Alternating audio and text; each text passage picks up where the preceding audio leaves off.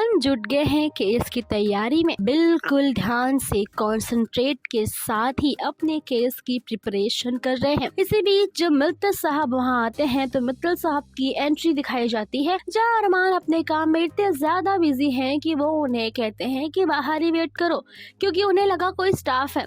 लेकिन जैसे ही वो अंदर आते हैं तो अरमान उन्हें बैठने के लिए कहते हैं।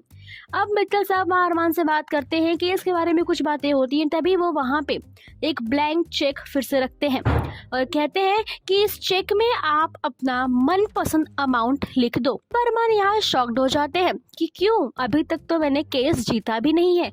जब तक मैं केस जीत नहीं जाता तब तक ये अधिकार मेरा नहीं है कि मैं अकाउंट में से पैसे ले लूँ या आपसे पैसे अभी ले लूँ।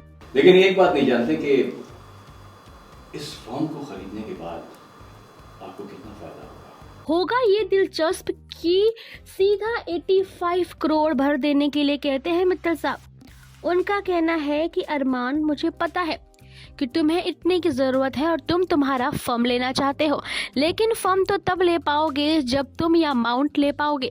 तो ब्लैंक चेक तुम्हारे सामने है, मन चाहा अमाउंट भरो और अपना फर्म ले लो।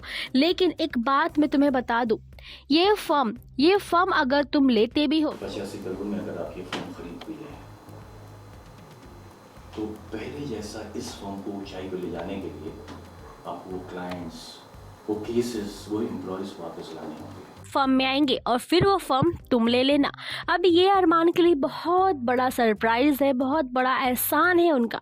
अरमान कहते हैं कि आप ऐसा मेरे लिए क्यों कर रहे हैं।